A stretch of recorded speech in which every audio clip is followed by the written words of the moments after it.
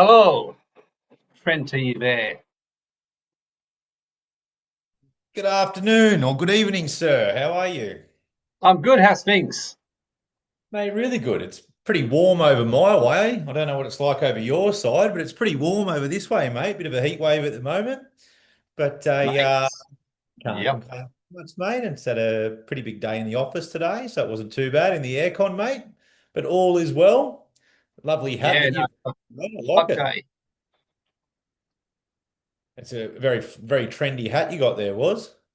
I bought it in Wyoming 10 years ago when I was there, and expensive, very good hat. And I haven't worn it a lot, but I've been wearing it lately, and a lot of people commented on it. So I thought, what the heck? I like the hat. Mate, you'd fit into Byron Bay with that hat, no dramas at all.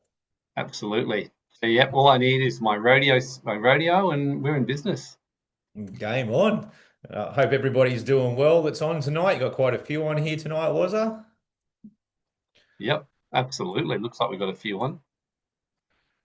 And how's your week been anyway, mate? Mate, it's been busy. I've been actually on it. Would you believe it?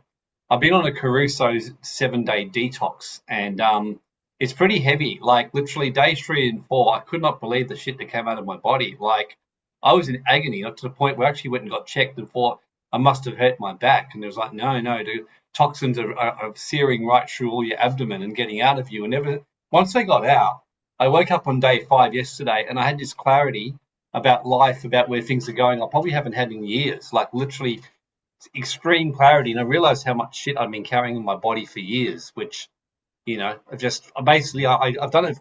I did a lot of preparation for it. I did a colon cleanse, then a gallbladder cleanse. Then I went on this Caruso's one. So yeah, it's definitely make me think kind of what I'm speaking of the night, really, metaphysically or metaphorically, about cleansing yourself and getting your wealth protected and getting the shit out of your mind and everything. Oh, mate, it's a never-ending challenge at the end of the day, and we're in a time where there's more distractions than there's ever been. As we know, just having the attention's a big currency, mate. I've even noticed it myself. Just such thing just saying it to a mate this afternoon, but I put the home sauna in maybe 4 or 5 months ago. Pretty consistent with it, and I definitely had a couple of days where I missed it. I had one this afternoon. I missed it the last couple of days, and it's just amazing how much better you feel when you actually do it because. Just things, mate, that are just there's shit dropping out of the sky all day, every day, right? All your pollution, whatever else is being sprayed, all the rest of it. It's almost a matter of that. It's a daily thing, really, for me now, mate, or at least every second day, because you just got to clean it out. You just got to keep bringing it all the way back. I've had a couple of good weeks too. Was actually one thing that I found really beneficial. I sort of made the call at the start of February, but having a big detox from social media, from anything to do with the television, apart when I'm behind the screen here doing work. And mate, just even noticing that myself, how much of a difference that's making, how much more clear and clarity there is in the mind. Also, just how much less influence is coming from other people and other things. And just staying pure, staying very, very pure with it, and very true to it. And I think that's an important thing, mate, for all of us is to always, rinse and reset no matter what it is at any given time. Yeah, well, basically stay on top of things. It's like the ancients used to. One of the great faith healers I followed when I was younger, one of the ancients used to do a fast every minimum every year. He'd do a long fast, and then every 3 months at the change of seasons, he'd do a fast or cleanse of his body. Mm. And get yeah. And I can't yeah. I used to do this years ago. I haven't done it for about 5 years. Haven't done a decent detox or cleanse, and definitely noticed the difference. I was like, wow, your mind gets clear because they even teach in mental health, as you would know, that when you have stresses or stuff going on around you, it starts to affect your gut microbiome and your liver, and everything slows down. And mate, I didn't Yep. realize how sluggish my liver had become. And since I cleared my liver out, I've woken up with energy and I've been going for walks, which I haven't done for ages. Yeah, yeah. You want the whole thing, mate. Any type of stress, any inflammation in any way, shape, or form can just put you back so hard and so fast. So yeah, very much aligned, mate, with having a cleanse and having a clearing out. I actually had a couple just to go on to what tonight's topic is, but I had a couple of conversations today. I had three conversations today, mate, and one of them was with a they were kind of like three separate conversations, to be honest with you, very different. One was somebody that was kind of new to this space and understanding what structuring was, which was nice to have a conversation around what that should look like before you enter the space. I had another one with a lovely lady that had sort of done some stuff quite some time ago and was just checking in to make sure it was all right. And there was quite a few cracks within there because so many things change, right? Like continually change. And then I had the pleasure of, I really enjoyed this conversation actually with the gentleman later about lunchtime today. He was. And on point in every way, shape, or form. Like, couldn't fault it, mate. Things that I hope that you're going to share tonight about second mortgages, all the rest of it was absolutely dialed into it. But it was really nice to have the conversation around, was checking in from there. And we both kind of came to the conclusion that everything in his outside of the world is pretty well on point. So now's the opportunity to go in and to do the inner work because he's kind of created the time. And the ability to do that, mate. But it was very interesting to speak with three different people today, three different scenarios. New to the game, someone that set up quite a few years ago. There was a couple of tweaks that we've made there, and someone that's sort of all over it. But it was a fresh reminder into what you're talking about at the moment, mate. We've got to check in every 12 months at least, right? See what's going on. The body, the finances, the wealth, the relationships, the employment or the contracts, whatever it may be. You Mm. won't find any wealthy person that doesn't every 12 months review their situation. That's been my observation. Yeah. Well, you see it anyway, right? When you do anything, especially when we do, public foundations and things like that, you've got to report every 12 months because you've got to be checking in. You're holding your minutes meetings every couple of months to make sure that you're on track with everything because just things move consistently, mate. So it's good that we're all over it. So, Yeah, what do you talk about tonight, mate? What do you want to dive into? I think, some of your stuff around about preserving your wealth, I think is probably the key at the moment. Especially there's been, even since last week, right? There's been a few more little pivotal changes on a couple of investments and things like that. Um, mate, I'm looking forward. I'm going to be doing a bit of a deep dive into some of my old, I think I mentioned this to you yesterday, Trent, or this morning, my old kind of into the archives of when I used to be a lawyer and used to work at very high levels of protecting wealth and used to be known for speaking. I used to fly around the world and speak at places and teach on this stuff and was considered one of the best because I'd find ways to take the advanced strategies and make it simple for the everyday person. It's just not something I've had a chance to teach on recently. And I thought, we've already taught the other stuff, and rather than just teach the same thing all over again, although a lot of what you hear will be what I call the essential basics, I'm going to be digging a bit deeper into what I think is very important because since we did our series last year, a lot's changed in a few months. Like AI, things are evolving all the time, and there's no question the government are doing naughtier stuff as each month goes on, and I don't know a single wealthy billionaire who's not pretty much saying to me when I ask them, what are you doing? They're saying, you know what? If I've got the same wealth in 10 years I've got now, I'll be happy. They said most people are going to lose their wealth. Right now, it's about preservation, consolidation, whereas he said most people will still be caught up in speculation.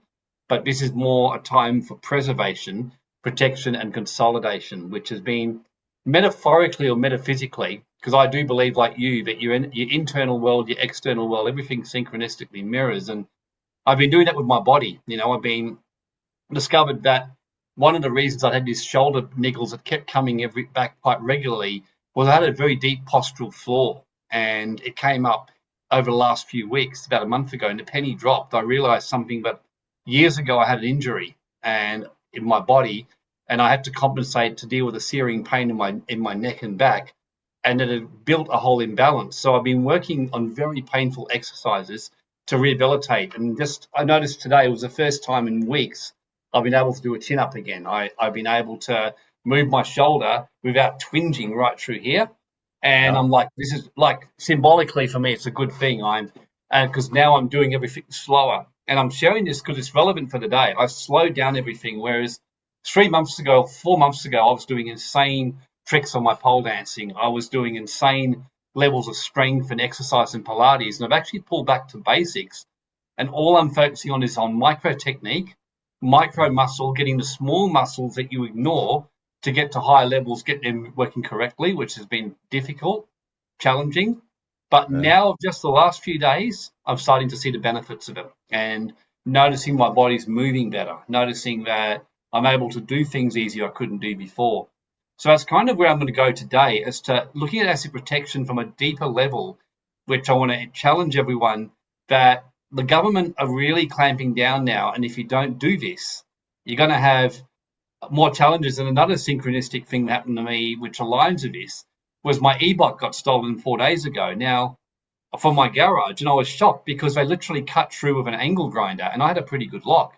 And for about what I was pleased about was normally I get really angry and lose my shit, and I more just sat down and go, okay, well, I didn't see that coming. Where was my energetic protection out? So I did that, and then I thought, okay, this. So what's my lesson here? And I went to a bike shop and I spoke to an expert in security, and he said the problem is thieves are more brazen now because they can just walk up with an angle grinder and cut locks, and they'll just say, "Well, look, we've just lost our key." And so they said, you're going to need to get a more advanced lock, a special angle grinder lock. It'll cost you $550, but they'll never get through that without being a safe cracker. And so that's what I'm going to be getting with my next e-bike. I saw it as an upgrade. And I'm sharing that again because I feel for the days ahead, your protection strategies are going to need to be stronger than they've been before. Things that you got away with before, it's not going to be the case in this new world because governments are really genuinely running out of money.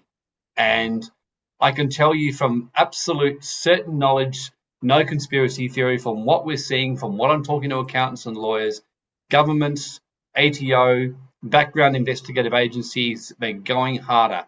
And they don't pass laws like hate speech, which I don't plan to use, make revenue, charge people, and do shit like that. So you've just got to, if you're going to stay in Australia and keep living here, I mean, it is a great country. It's just at the moment lost its way a bit.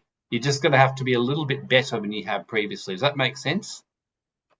Yeah, mate, absolutely. And I think as well too, I think we're going to come into some pretty desperate times. I think we've already entered that space. So it's not only the governing bodies and the governments and that too, mate, but similar to your bike story, right? We've really got to make sure that we tighten up everything in all areas of our life because desperate times make people do desperate things as well, right? And we know that things can get very erratic around that. So it's much better to sleep easy at night. I know whenever I have conversations with people in particular around precious metals, cryptocurrencies and things like that, like I wouldn't like the idea of holding that in my house, to be honest with you. I wouldn't like to have that sort of attached to me anywhere close. And I think we've got to be mindful of these type of things as well, where we're storing our wealth. Not just in the structure side of it, but where is it actually physically stored as well too? Is it safe? Is it secure? Is it insured? What does it look like? One of Because my high net worth. Sorry, go on. Sorry, I interrupted you. yeah, I just agree. Desperate times make people do desperate things, and we just got to be mindful. And it's not to think that your neighbour's stealing from you or anything like that, but I think it's just to be aware that it's around, it's bigger than just what the government might be doing and any overreach and the rest of it, because it's sort of like if it starts at the top, it starts to create a bit of a culture around that. Even in my beautiful town, mate, the last couple of years, like the amount of break-ins and robberies, someone had even got shot here not long ago, things that were just unheard of, like completely unheard of. So just yeah, it's just not the entities that we know of, but we've got to be mindful and make sure that we protect every aspect, even the energy we give out too, right? Don't give your energy to places that don't deserve it as well too.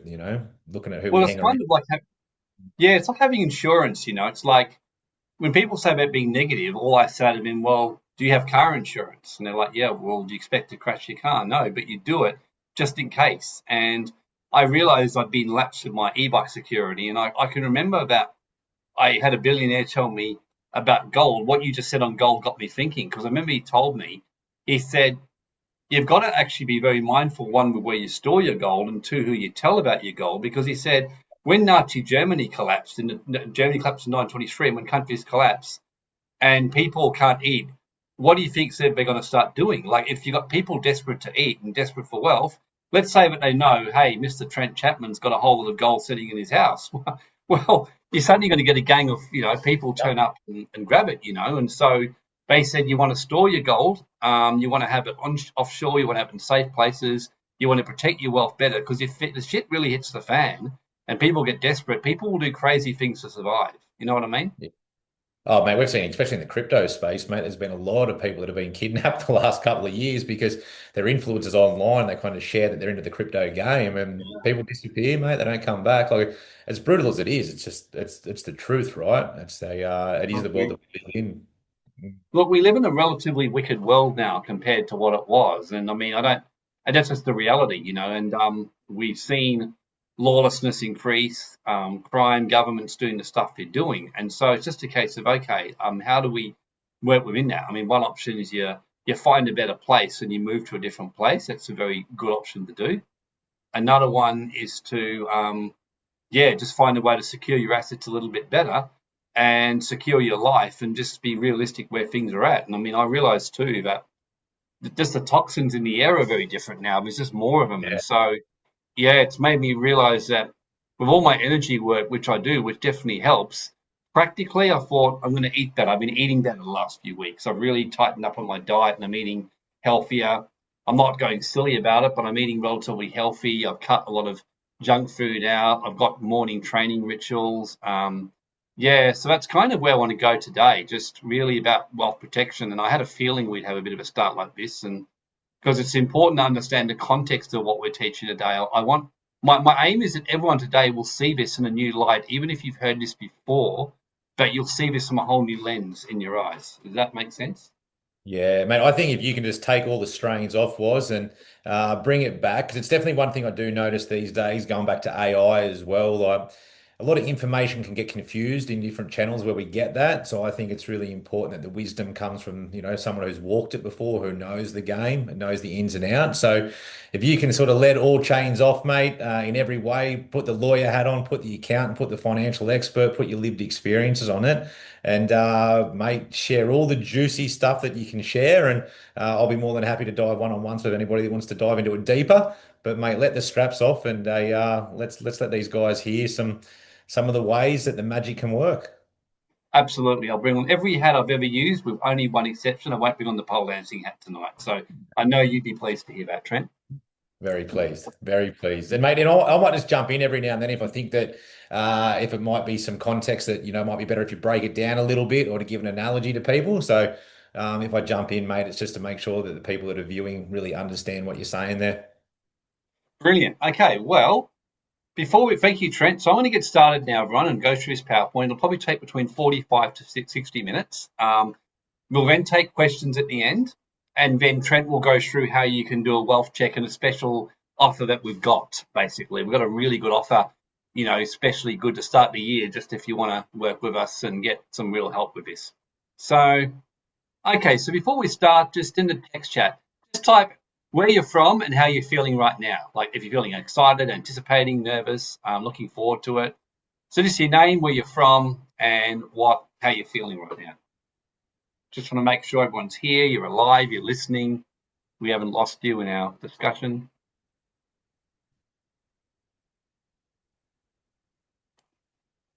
Sydney, curious. Yep, from Perth. Melbourne, chill, Jeannie, awesome. Yep. Amber, Sunshine Coast, excited. Excellent. Anyone else? Marino, Sydney, interested. Tony from Canberra, keen to learn more. Tony, you're always keen to learn more. Fiona's regional, New South Wales, interested. Excellent. So, Christine, looking forward to update. Toowoomba. Oh, we've got people, Perth. So many different places are all interested, protecting wealth. So thank you for that, everyone. Let's just start to go through this now. And obviously it's educational, it's not advice, and we really do mean that. We give you good teachings, but please, this is why we have a wealth check, and then the wealth check involves helping with a strategy which you can implement with accountants, lawyers, advisors, and do everything properly. That's kind of where we're at today, like getting decent insurance and things like that. Oh, someone's from Slovenia. I was in Slovenia last year. Amazing place. In fact, 2024, I loved it. Ljubljana, and went to Lake Bled. So I don't know if you're anywhere near there, but loved it. So, housekeeping, yep, just focus, just have a listen. I'm going to kind of keep it very to the point and try and make it really matter of fact. And these are the kind of things we will be following today in the teachings.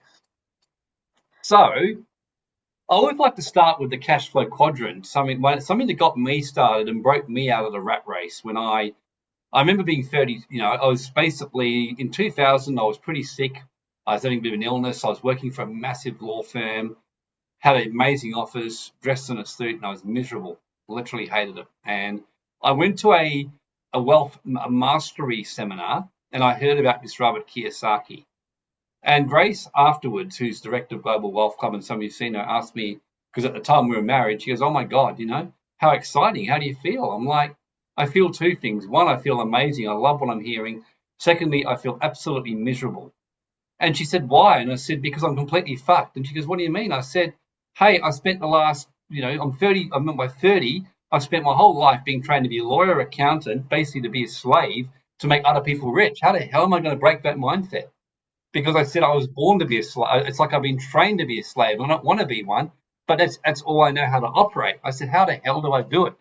And Grace said, well, I haven't been, so let's work this out together. And that's how we are here today.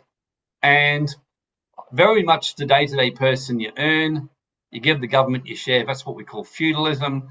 The wealthy learn to make the system work for them, and that's in every area. And although tax minimisation is not the main part today, that's something inevitably as you sort your asset protection out, you will find you will improve your taxes as well, because structures do help you to pay less taxes legally. At least, still this time. And as you'll hear, I think still for the next future. I mean, the governments are never going to close all the loopholes and end up letting their own pay large amounts of tax. So things like that. So what does this mean? So let's just have a little bit of a quick look at this, just because, like I said, it's not our main focus today, but it's just something that will lead into the asset protection. Because this is Kerry Packer, who was a very wealth-protected guy, and he makes a great quote. What's good to read when you read this quote is to realize that the context in which Kerry Packer said it. I mean, the guy had balls of steel. He's called, he's called before a print media inquiry with journalists, and he's basically hammered about why he was paying fuck all taxes through Cook Islands and various places like that. And he basically says this, he goes, you know what, I'm absolutely within the law and you know it, is pretty much paraphrased. And I'm not going to suddenly have some spirit of public duty and pay you extra just because all you guys want it. If you don't like it, change the law. I'm not giving you a donation when I know you guys are squandering the money. And he basically just owned it and stood his ground and made an amazing speech. And it's kind of everything about this quote summarizes the mindset to be successful, to be wealthy, and to get through the next 10 years, in my view. What he's not saying is this. Fuck you all, I set up a private foundation and a PMA. I am a sovereign citizen and I can do whatever the hell I want. That's not what he's saying. Nor is he saying, look, I'm a little bitch. I'll do what the government says because I just want to get rich and I don't want to rock any boats. He's saying, look, I'm a baron. I'm a sovereign man. I'm a leader. I'm mindful of my responsibilities to the community. I'm mindful of the law. I pay people. I stay within it. But I'm not going to go and give you some donations just because you didn't like the way you drafted the law. If you don't like it, go and change it. It's basically what he's saying. And yesterday there was a speech that got hammered in the mainstream media. And even though I don't like her as a person, I really respected her response. So I don't know if any of you have heard of Grace Tame, the supposed Australian of the Year, who kind of comes out with these outrageous speeches. And I listened to her at an anti-Israel rally for Palestine. And I have to say, because she was hammered by the politicians for what she said afterwards. And what she got up and said was, you know what? She said, it's just their story and they're distracting from the real issue here. I'm not playing their game. And I remember thinking that's pretty much what he's saying here. Look, I'm not playing your game. You don't like the law, change it and we'll obey. So basically, while you're working harder than ever, generally, most people are destined for slavery at some level. That's just the horrible reality. And just because it's an easier way to be. To be sovereign, as Trent will tell you himself, is fucking hard. I mean, when you have a standard job, you turn up, you get paid, and as much as it's miserable, if clients don't pay the bills for the week or if you have losses for the month, you still get paid. You still get money. You go home, your mortgage gets put on the table, your food gets done, your kids get done. Even though cost of living have gone up, you still have that coming in. In business, if you're losing money, you're often starting to go, shit, if you don't have a way out of it, you've got to work this out. You've got to be more than just good at your job. You've got to be able to administrate better. You've got to be able to bring in sales. You've got to be able to manage. There's so many things, which is why 96% of businesses, small business, fail in the first 10 years, 80% in the first 5, and then in 10 years. So after 10 years, only 4% of small businesses are still around. Frightening stats. Not just because they necessarily go broke, but the pressure gets too much. And so it's really important that if you're going to be in business, and I'm saying you're actually better off, but if you really don't want to take the responsibility of growing your wealth and protecting your assets, you're actually better off to be comfortable with being an employee or a slave. An employee is not a word for a slave. And in fact, one of my sons, who I've taught everything about sovereignty, he said something to me really profound the other day. He said, you know what? I actually like having a secure job. He said, I know sovereignty. He goes, I enjoy it. I don't want the responsibilities. I want to live a simple life. I want to enjoy my youth. I don't want to focus on business. I'm happy with a job. I'm doing it by choice because I want to do it. And at some stage that may change. But for now, I'm very happy with it. And I thought, you know what? I love that because he actually embraced it and says, I understand business. I know about it, but the responsibility is something I'm not interested in right now. And I think this is kind of one of the things I want to start by saying to everyone today is like, yeah, if you're going to be wealthy, don't say, I want to be it. I really, really do. Unless you understand the responsibility, the greater respect, the greater way you're going to have to look after your wealth, just like me having to get a greater look for my e-bike moving forward. It's definitely more challenging. The world is changing, the AI, and there's a lot of adaptation happening.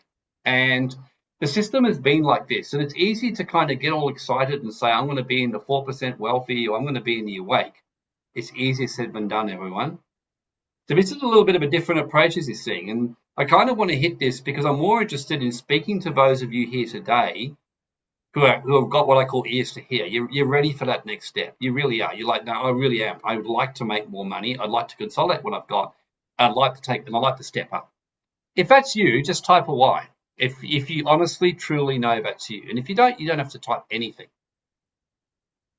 It's good for you to acknowledge it because you know, but by doing that, you're kind of making a contract with me today. You're saying to me, I'm listening to this and I will implement what's necessary to be implemented. What's necessary? What I know is right for me. I'm not saying everything, but you're going to listen and take on board what you know needs to be happen, and you're not going to procrastinate on doing it. Like I said, for me, it was a choice of doing painful shoulder rehabilitation exercises that are horrible, or continuing to have twinges in my shoulder and getting worse, which is what was happening. And that's kind of what I'm seeing for many with Australia, with finances. The system is cracking. So the rich basically know the secret that the more money you actually make and the more sovereign you become, you will pay less tax because you can set up structures and do things better and protect your wealth better. Everything works in absolute reverse to what we see. And as you know, look, wages and contractors get hit the hardest with taxes. And one of the great things about all this is mindfulness. If you honestly go, you know what, like my son just said, look, we hate the tax system, it's horrid. But, you know, we don't really care because we're not making a lot of money right now. And I chuckled because I kind of thought to myself, yeah, as soon as you start making a lot of money, that's when you go, well, what the fuck, I hate this system, you know. I've got a family members who doctors and who are like high lawyers, and they all say to me, we get pillaged, you know, they hate it. And they're like, and there's not much we can do about it because they fall directly in the PSI category, which is one of the categories that's almost impossible to do a lot about. And so if you've got that ability to go into business, then kudos to you because you really can do a lot to legally minimize your taxes. And of course, for those of you who haven't taken the action, I mean, this is what Trent and the accountants and that can chat to you about in the wealth check and look at ways and make sure what you're doing is going to work and within the law and with the accountant. But generally, the more money you make and the more you're in business, the more you can do it. The reality is the tax office, by and large in the government, they do bully because it's easier. I mean, they know that if they audit wages, contractors, but everyday people, they won't get much pushback. They'll get paid, great profit for cost spent. You audit a billionaire, you're going to have millions of dollars pushed back and fees, and by the time you settle, you'll probably lose money. Most of the time, they do it more for public appearance because then people think, shit, they're auditing the billionaires and multinationals. So it's just basically how the system works. And if you ever go on the website of the ATO, who are the target interest areas, you'll see that for yourself. You know, they are very clear on that. One of the biggest things is understanding about using separate entities. And this is something that Trent talked about last week, what he called the straw man. In other words, you've got the Trent or the Wazza, but then you've got the straw man. And the best way to illustrate this is to show you one of my diagrams, you know, but I've done and which some of you would have seen before. So it's one thing to own your assets in your own name, It's another one to have it in two separate structures because by law, Trust 1 and Trust 2 are separate from, say, Trent Chapman. So if Trent Chapman has got two trusts, then there's Trust 1, which could be the Trent Chapman Business Trust. That's not his name, but that's an example. The Trent Chapman Investment Trust. Then there might be, then there's Trent Chapman the Strawman. Then there might be over in Singapore, Trent Chapman might have the Trent Chapman Singaporean Cute Company. And then he might have another one where he might have a foundation, where it might be, Kana Bossum, which is a church, which is basically, in other words, and every one of those things that I've mentioned are all, like Global Wealth Club. That's a separate entity from Warren Blake or Grace Black. The Awakening Within, for those of you who know that's a separate entity. So if there's a legal action towards that on first glance, it doesn't affect me because it's not me. It's like if someone sues Trent, it's not going to affect my assets. If someone sues me, it won't affect Trent's assets, not unless we're dumb enough to be business partners and not use a structure. Then yes, it would affect our assets. And if we really felt one day like going to Vegas and being stupid, what we would do is go there, get completely drunk, and then we would make ourselves business partners on all our assets. And that would be a sure way of putting our wealth at risk with each other, which unfortunately many accountants still choose to advise. But hopefully you're getting the point. You've got separate structures basically from yourself. So the other good thing, and why even if you don't do much else, and why many high net worth earners set up a company is, at least with a company, if you're making $500,000 a year or something, you're going to pay a flat rate. And even though you will pay more when you do a dividend, through good accountants who you work with and knowing how to use Division 7A and loan agreements and stuff like that, which is not the purpose to go into this sort of stuff today, you can minimize your taxes, and rather than paying 40, 45, you're only going to end up paying 25, 30. And although you can't say this every single time, as a general rule of thumb, in your own name, you're pretty much going to be paying anything up to 45, 48%. In a structure, unless in most situations, not all, most, you're not going to pay more than about 25%. Not going to pay more. You may, depending on situations, but as a general rule, you won't pay more than your own name, and you'll certainly pay less in most situations. Okay, so trusts can be even better for a individual who's not, say, a huge company. You can split income. So I'm not wanting to get too caught up with tax minimization, but rather than say Trent Chapman or Warren Black having, say, 300,000 in their own name, which means anything over 180, the government goes, thank you very much, and takes 48.5. I can legitimately split income if I've got a wife, or I can put some to my kids if they're old enough, or I can put some into a company and pay 27%, or I can put some into a foundation if I'm genuinely doing a philanthropic work. And by the time I finish, there's a good chance I'm only going to be up for 20 to 25%. So this is where trusts are really good too. Next week, we're covering offshore, so I'm not going to go too much into that right now today. Just mention that as you go further through the levels, many Australians are now just going offshore just to protect their wealth, and some are even moving there legally to minimise taxes and go to a safer, happier, less tax-paying jurisdiction. Of course, foundations is another path, which again, I don't want to get too caught up in that today, but there's a good reason that as you go through the layers. So think of it a little bit like me when I was doing pole dancing, and I know I'm sorry for the images that will be like, oh my God, but one of the things that impressed me with the pole dancing studio I went to was it actually had 9 levels or layers, and I remember thinking, man, this is what we've got to do. And I think Trent and I will probably end up doing it, the layers of growth. And we actually drew up at one stage a 7-tier wealth layering for Global Wealth Club. So layer 1 was certain basic moves, and layer 2 and layer 3. So they had beginners had 3 layers, and then intermediate had 3 layers, and advanced had 3 layers. And then once you got through that, the 10th and final level was like elite. You were now like an elite pole dancer, I'd love to say I hit that, but I didn't. I did at one stage get to intermediate around level 4, level 5. At the moment, since my injuries, I'm probably round back to beginners level 3. So, but the point is, you know where you're at to what to do. And this is definitely a higher level. This is getting into the more high, intermediate, advanced in terms of wealth when you're getting into foundations. Companies and trusts is where you're moving beyond the beginners towards a high level of the beginners. into the basic, and then using multiple companies and trust, you're moving into intermediate. That's probably a good way I'd like to put it.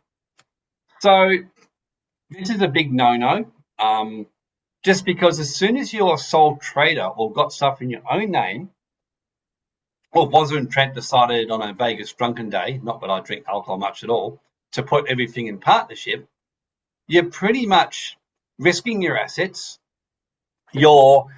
If something goes wrong and you get a debt against you, your credit rating will be noted and screwed for a time, possibly indefinitely for many years.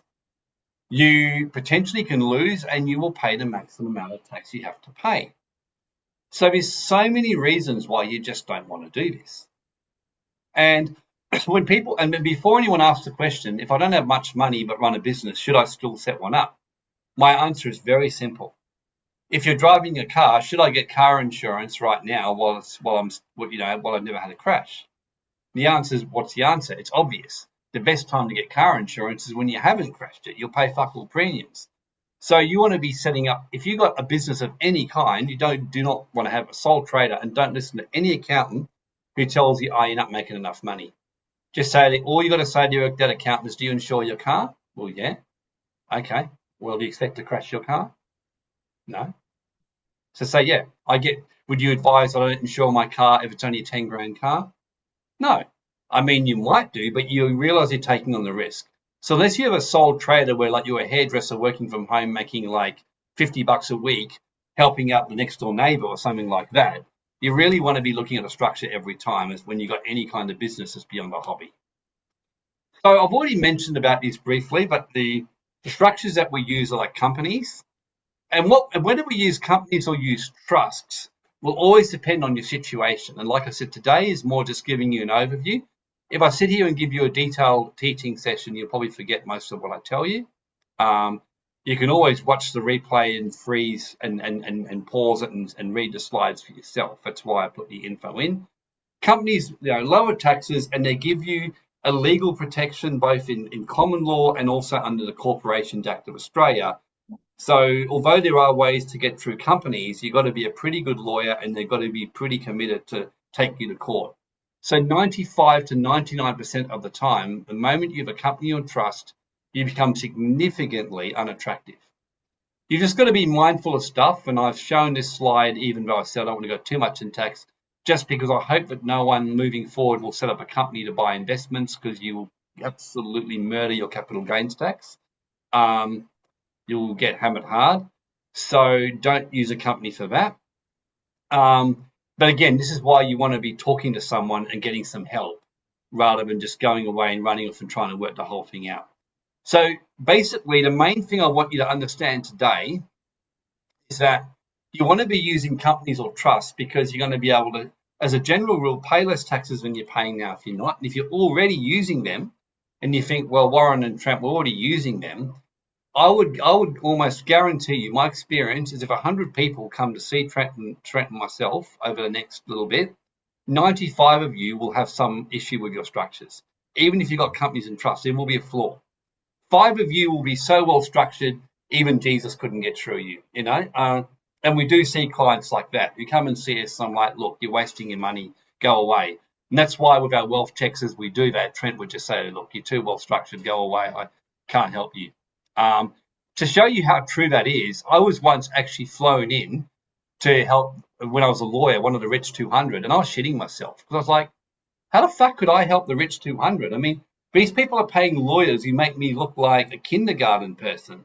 I mean, I'm going to look really stupid. And I gave a million disclaimers because the guy, her PA was really sold on me. He loved me. He heard me at seminars. So I'm sitting with one of Australia's richest people in South Australia, and I'm kind of literally shitting my pants, thinking this is going to go bad.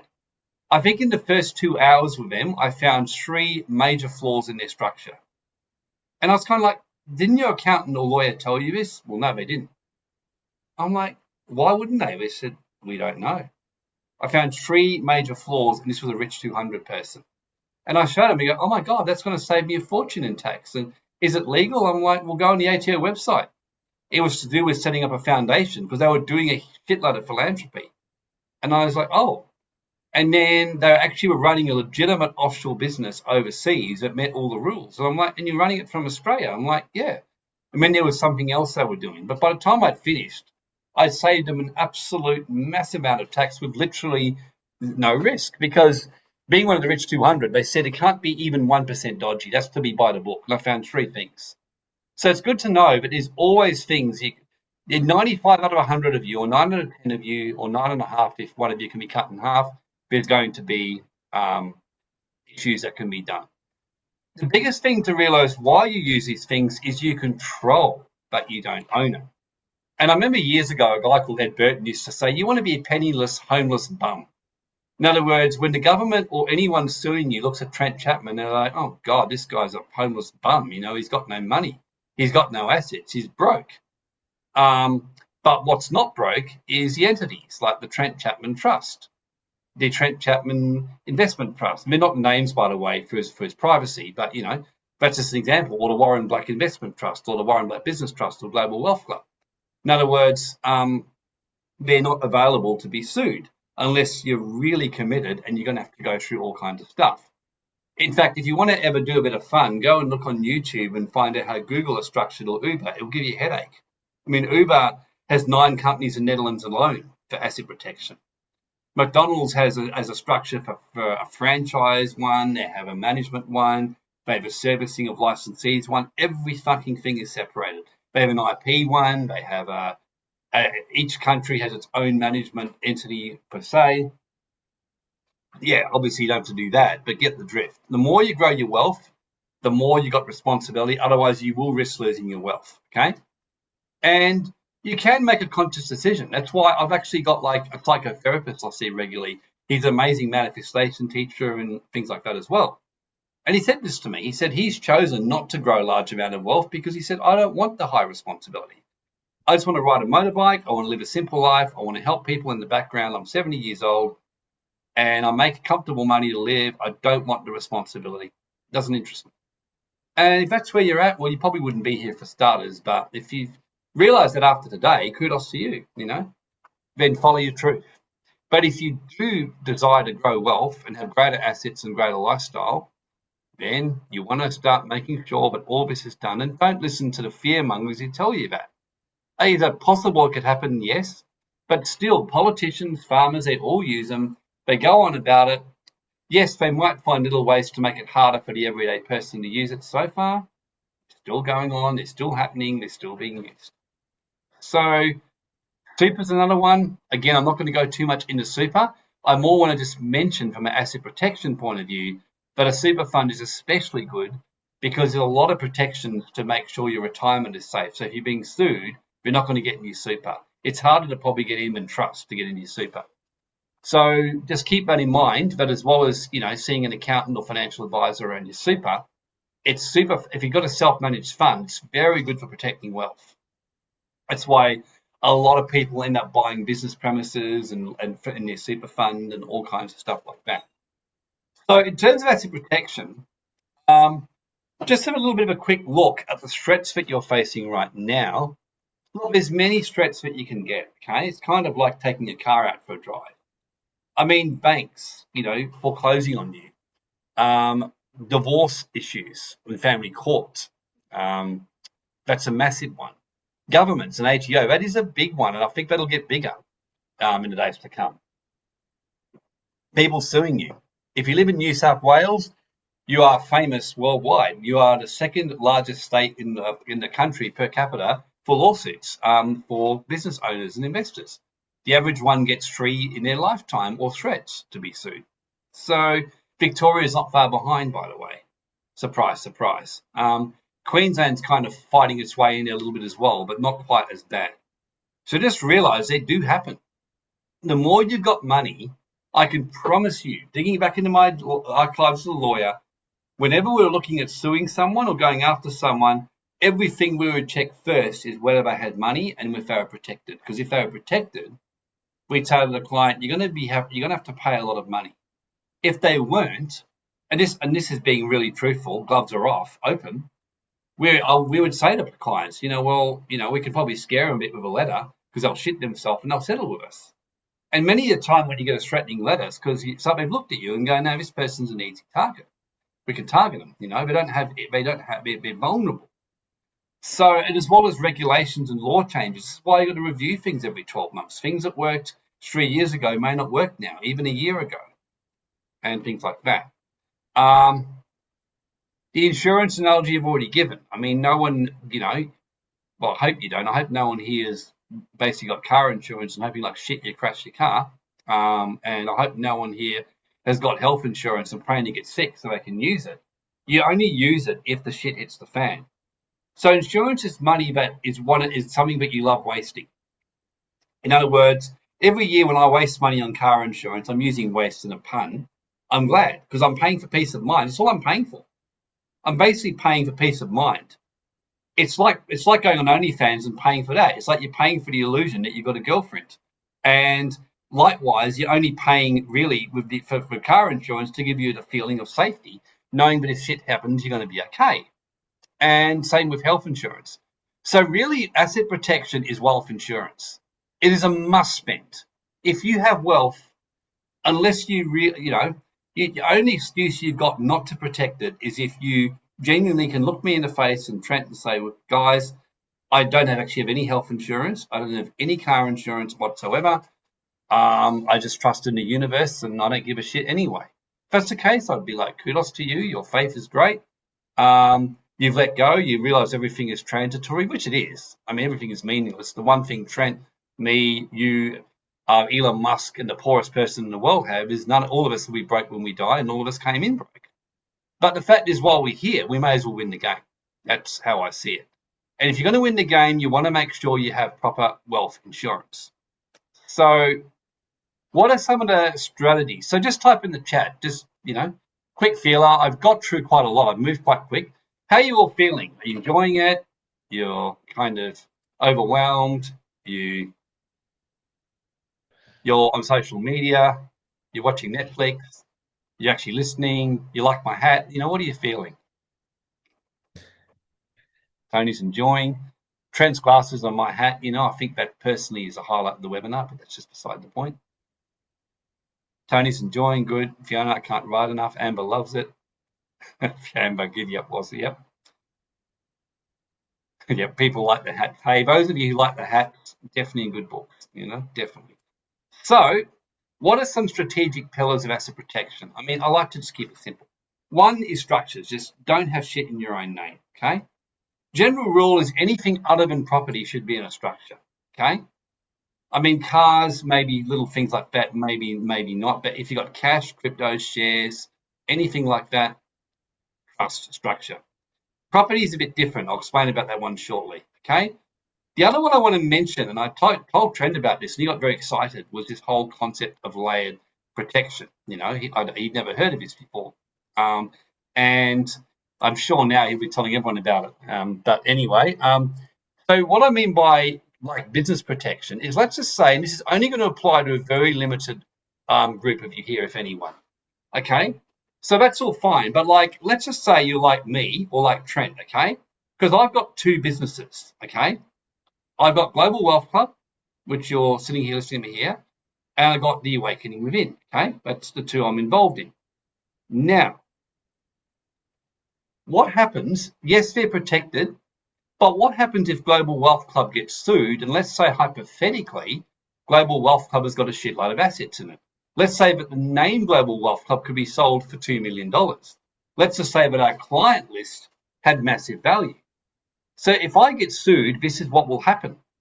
And if I lose it, a liquidator will take control of my company, like administration. They will say to me, okay, Mr. Wazza, your client list, they're no longer yours or the company's, they belong to us. So basically, any client revenues coming in, you can only take monies with our approval. And we're not going to let you take much because of the creditors, so we're going to put you on a basic wage. And we now run your company to make sure the tax office and this person suing you gets everything. And I'm like, what the fuck? Now, sure, my awakening within may be going and save me from that one, and I have other things, but still, I would be pissed off. And I'm sure Trent would be pissed off for the same happened to him. Just imagine if I had a separate structure like Uber, like McDonald's, a separate structure outside of this, which actually owns the Global Wealth Club name and owns the Awakening Within stuff. So when the liquidator goes, Mr. Wazza, we want your client list, I'm like, well, there's an issue. I don't actually own it. And Global Wealth Club doesn't own it. They're like, well, what do you mean? So, well, it's owned by the XXPQ entity over here. And they're like, do you have any proof of that? And I'm like, yeah. Here's a license agreement, which between that company and this one, and the license agreement is now terminated. And lawyers' advice on everyone, and this always works. In other words, if it's done properly, because that is a legal thing. It's like a franchise, and that's why McDonald's set up in that way. So basically, what you're doing is you're becoming like McDonald's or Google in your own business. Now, keep in mind, this will not apply to you. Let's say that if you're just an amazingly cool person who charges a lot of money to be a great consultant and you're making $500,000 a year, if you can't sell your business, this won't help because there's no value in it in the eyes of the law. The only value is the revenue you're getting. But let's say that your business has products or something where someone on the open market would purchase your business from you at some point, then this is something you can look at. So again, that's just something I want to mention, which would mean there would be another structure outside of this one that might be called the licensing trust. So in my case, there might be 4 structures. There'd be the investment structure, there'd be Global Wealth Club, number 2 structure, number 3 structure is Awakening Event, number 4 is the licensing structure. Okay? So hopefully everyone's following that, but it's a pretty cool strategy, isn't it, Trent? Yeah, I think it's just important for everyone watching this to be aware that each different entity has always got like a different rule to it as well too. So Woz is really playing the game by creating a big solid web around that. But absolutely, mate, that's phenomenal. Yeah, a couple of people said this actually fits us. Yeah, absolutely. If it fits you, you definitely want to look into this because believe you me, I still remember years ago having a chicken farmer come to see me about some structuring. And the first thing I noticed was in their business structure, they had a huge value because it was a well-run business, but they also had a $3 million property, which they used for their business premises. And I said, why the fuck have you got that in your trading company? And they go, well, yes, accountant put it. I said, you realize if you get sued, you'll lose your business and you'll lose your premises. They're going, what the fuck? And I'm like, yeah, we're going to have to restructure that massively. And it took a bit of ingenious, but we managed to get there. It took a few years to bring it in. It's easier to kind of get things happening as soon as possible. So it's pretty cool stuff, this. There's great stuff about asset protection you can do. Estate planning, of course, is one of the great ones as well, but that's for a different one. So control, not own, I've already mentioned. So I won't go too much into that. And you want to be a penniless bum. Another one, which again, I won't go too much into it, but even if you're living in Australia, there's nothing wrong with you setting up an offshore structure to protect wealth. I mean, I remember when I had an offshore structure and the ATO turned up, the Aggressive Tax Planning Unit, to audit me because they just assumed I was using it 12 odd years ago to squirrel money offshore. So they came into my office, they literally just turned up like a spot audit. And I just welcomed them in. I had a chat with them for 2 hours. And by the end of it, they go, let me get this straight. So you're just basically protecting assets. I said, yeah. And the exact words was, we don't really give a shit about that. That's not our concern. Just for a bit of fun for you, Trent, and for everyone, they've even got a special closed-door vice unit in the ATO, which goes to mafia, illegal brothels and illegal gambling rings. And they said, we don't care if you're breaking the law, just pay tax. They've actually got a group, and it's all kept very secret. You don't know who works in it. So they don't give a shit. They really don't. So you can use offshore structures, and it's very hard to get to you because of the difficulty in a lawsuit. And again, you must see a lawyer with this, but it's probably the one way that it can work with family court, but you do have to see a lawyer about that because in many cases it won't. But offshore structures to protect wealth is another idea, but that's getting into higher layers. And that's more something you would be looking at if you've already got your basic trust structures in place and you are getting concerned about where Australia is going. I will add that billionaires that I know are getting very concerned about it, and they've all got wealth offshore and they're all saying to people to do it. So if you're in a position where you've got a decent amount of money, I cannot say strongly enough you should be looking at, even if you're just setting up an overseas structure to hold some cash, some precious metals, just a nest. So if the shit hits the fan, you won't lose everything. We will talk about this more next week, though. This is the other one which I know Trent was very keen to talk about. I want to keep this very simple. And I actually learnt this. I want to tell the story how I learned about this one. Years and years ago, I was helping a client when I was a lawyer, about 15 year ago, and he was going to, and basically he had a $900,000 tax bill in this company he couldn't pay, so we're going to liquidate the company, shut it down. Now the liquidator happened to be a friend who we'd been introduced to of someone that we knew. The liquidator called me in privately at the time and said, "I need to see you off the record." And he just says to me, "Look," he said, "the problem is," he said, "this client, before you, because I was about to put liquidation, he said, before you do anything, you really should go and look into this more." I said, "Why?" And he goes, "Well, I'm not supposed to say this to you," but he said, "The client's got properties in their own name and assets. And I mean, I can promise you that the government will go after it. They will do it. They will put the money in and target them. Go and put a second mortgage on the property." I said, "What do you mean?"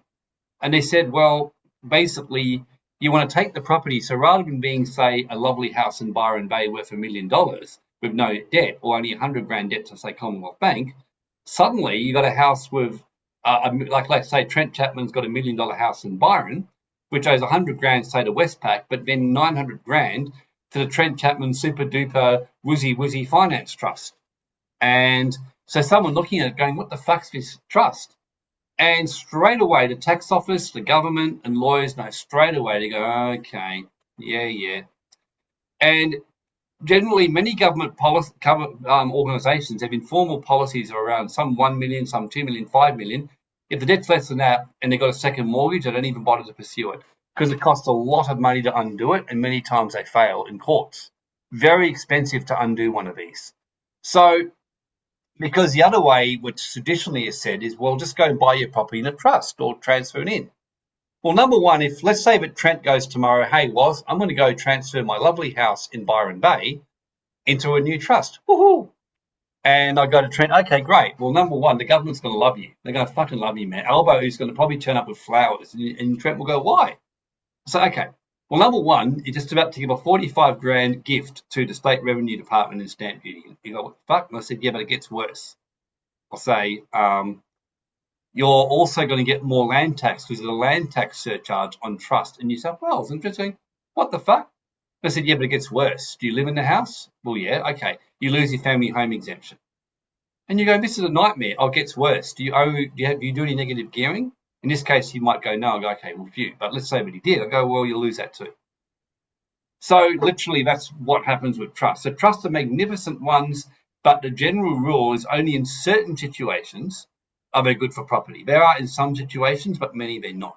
So you've always got to get advice before doing it. Whereas a second mortgage, and this is where people get confused, but I want to try and explain this to you. And the best thing to do is give you a lawyer's diagram that we came up with. And I know you'll soon discover that I'm sadly drawing, I have many skills, but drawing was not one of them. Trent does amazing mud map diagrams. This is my attempt to emulate Trent. And sadly, I think Trent will win. It does remind me, Trent, literally when I was 10 years old and I was in England, they had this show called the Sooty Show. It was a kids show. And they had like about thousands of kids there. And they called out for 2 volunteers to come up. And of course, every kid wanted to go up. I put my hand up, not thinking. And I actually got picked. I was one of the only 2 kids picked to go up for the Sooty Com. And I was on national television at 10 in the UK. Not me know this. And of course, we both had to do a competition and draw a picture of Sooty. Now, keep in mind, I'm a horrific drawer. So this girl draws a beautiful picture of Sooty that looks accurate. Mine looked like a stick cat that literally had just had a carrot shoved up its ass. And I remember them going like, "Oh, look, we've got to call it a draw." And so we both got a prize. And when it comes to drawing compared to yours, I don't think we would call it a draw. But this is my attempt at a diagram. So basically, the main thing to realize is that the house stays in, let's say it's Trent's house or my house, it still stays in our name. That's the beauty of it. It doesn't go into the trust and get hammered with tax and stamp duty. It stays in your name. Rather than sitting there saying $1 million house with a very small debt, which makes you juicy for anyone wanting to sue your ass off, suddenly there's a huge mortgage created through a series of trust and transfers. Now, you probably won't understand it too much. The main thing is in the wealth check, it can be explained. And if you're really the kind of person that says, "Look, I just have to understand this, or this is going to do my head in, and I will not sleep tonight," what you can do is you go to Global Wealth Club, you go into the members, and if you become a free member and the free trainings, you squizzle your way down here and you watch the asset protection, and you will see there's specific ones explaining this in detail on second mortgages. So you will be able to do that in your own time to learn more about it. So rest assured you can do that afterwards. Um, and it can save you from literally, it does. I've had clients save their homes. Like when I was a lawyer, saved from bankruptcy. I personally got saved from going bankrupt in a horrific business collapse because because I did all this kind of stuff. So I've lived this kind of stuff. And yes, it gives more protection of inheritance or death taxes. There's so many reasons why you want to do this. So that's pretty much today what I've taught. Now, I did say there were 5 things. I think one of the slides, I had some fun with it. The fifth one really, well, basically was, like to look at like alternative structures like foundations, offshore, also foundations and things like that. They can also, and super, they can also help in your asset protection strategy. So I'm going to open it up before we go ahead and share how you can take action and work with Trent in the amazing offer we've got. I'm going to open up for question time and any questions you've got and any comments from Trent or any greatest learnings you'd like to share with us. Man, I think you've done a really good job on that one there, Wazza. You just continue to get better and better, mate, but it's very, very much present for all of us. I think a really good slide that you've always got is in regards to that tax farm as well, too, where you've sort of got the wealthy at the top, minimal taxes, down the bottom, minimal taxes. Just to be aware for anybody that might not fully comprehend exactly what's really going on with the Great Reset and the Great Awakening is that you'll find that the middle class has been completely wiped out. So it's a matter of either you sort of take action, you move to the top tier, the tier one, and you move into the wealthy. You obviously got everything protected. You see, you come out the other side of this 2030, you got everything organized. Your kids are sorted, your inheritance, you're in your trust, you're in your foundations, your companies, whatever it is that you're doing. Otherwise, it's just going to be a simple factor that you'll get pushed down the bottom where you'll become dependent on the government. So this is where the things like the CBDCs will be, your smart cities, CBDCs are only able to be used in the area where you live, things like that. So there is really, in my opinion, there is no better time, and there is, we're starting to run out of time where you have to make a decision. But I really like what you said too, was that it's not when you choose to be sovereign, it comes with a lot of responsibility. So you've got to wear that responsibility. So if you're somebody that doesn't like responsibility, then structure is probably not your thing. I would agree with what Warren said just there. But if you're aware that now's the time that you need to take responsibility and you haven't done anything, then I encourage you to do that now, and to make those plays. And I think one question that I always see in a wealth check, and I've seen a couple pop up here too, is that there's no one size fits all for anyone in this scenario. Like everybody's different, everybody's unique, everybody's got different things, they've got different goals, different desires, different family setups. Some have kids, some don't have kids, some owe money, some don't. So there really is no real one way. It's a matter of like building something which is custom to you, which is why Warren continues to bang on around about you've got to keep reevaluating this because your circumstances, always change. But exceptional one there, mate. And I think it's important for anybody. I don't have those kids. Your kids are older, but I think it's really important for those that have got kids and whatnot, what it's going to look like for them as well too. So don't just put your head into what Warren's saying at the moment, how it works for you. Think of what it's going to look like for your children and even your grandchildren and so on, because that's obviously another big wealth grab that will come along the ways then also. Excellent. So let's see what people said. I've heard of the gift and loan back using a piggy bank trust. Is this similar to second mortgage strategy? Yeah, it's very similar. Very similar. Mortgage caveat. It's the same kind of idea, Helen. But yes, it's the same kind of thing. So, can you do second mortgage on a second home rental property? Absolutely. Any property you can do it on, Angelique. 100%. No problem. Any questions or greatest learnings before we just walk through the slides, and then I'll explain what the offer is, and then Trent can add in his little juicy bits. And while I'm doing that, actually, please feel free to share your greatest learnings or further questions. We'll just keep moving through so we don't basically, hold you up. We've actually kept well to time, which is awesome. So, really, after the day, you've got 3 choices. Well, if you're already set up, then you don't have to do anything. But if you know that this resonates with you, just type out why if you know that you've got to take some action or you want to after watching this. Just so you get a bit of an idea of why. Yep. Okay, just type Y or raise your hand. Yep, few people.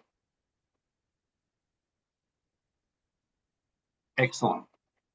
If you're an action taker, I respect you. Like I said, I'm living what I preach today. I can tell you that categorically. And no, Trent is as well. Trent's restructuring. I'm restructuring everything with my finances right now. I'm restructuring it. I'm restructuring my body, on my health, everything. So I'm a million percent living everything I'm saying this. So, we're not asking you to do something. We're not living five times because my attitude is if we're telling you to do it, we've got to lead and we'll lead by example. So number one is you become a pray and hoper. Um, I don't recommend that, but that is an option. You just kind of, be a pray and hoper. Number two is that you see an accountant and pay her some money, get some basic advice or whatever else. This is actually the wrong slide. It's meant to say take action. Is to actually, book in and have a chat with us. And I'm going to explain a little bit more about the special offer. Um, so generally, if you got this wealth check 997, but what we're going to be doing is adding a whole lot of juicy fill into this one as well. And believe you me, this is good value. This is where you get an overview. You're also going to get free access to our 12-month Ignite, which is about basically, if you're not already in it, which is basically educating financial independence. We're going to be running a members event as well, a special event at the end of March in actually, I think it's around Byron Bay, is it Trent or Ballina? Cool and Well, we'll be in where, sorry? Coolangatta. Coolangatta. Yep. Yeah, that's right. Yeah, that shows how much I know. But we're doing one over in Coolangatta with Trent Grace. It's a face to face. We're going to be doing more of that kind of stuff. It's going to be chargeable, but if you're Ignite member or Wealth Tech or whatever one of these ones today, you're going to get access to come along to that, as well as be part of our masterclasses and our community. And so maybe Trent, you can share more about what the Wealth Check looks like and what people get from it. Just a wealth check, guys. How it'll work is you'll just fill out a simple little questionnaire of currently what your circumstances are at the moment, what assets you might have, where you might be making your income, what it looks like, where your super might be, precious metals, cryptos, whatever. Or you might have nothing and you might be about to make some new moves. But effectively, your wealth check is I'll be able to have a look at where you are at the moment. I'll be able to do a bit of foreseeing for you over the next coming years into regards to what challenges that you might jump into. I'll be able to offer you some solutions around how that might work. Again, it's like everything across here. So it's not just around about your assets that you hold, but it's also like what it's going to look like for you as you either go through the Great Awakening or the Great Reset, because it's one or the other which it's going to look like. Can give a bunch of solutions and examples too. I've had many people over these wealth checks last year that really wanted to get out of Australia for a time being, but didn't really have the funds to be able to do that. So I showed them different ways that they could get out for 5 years for less than $1,000. Not to break any budgets here and whatnot.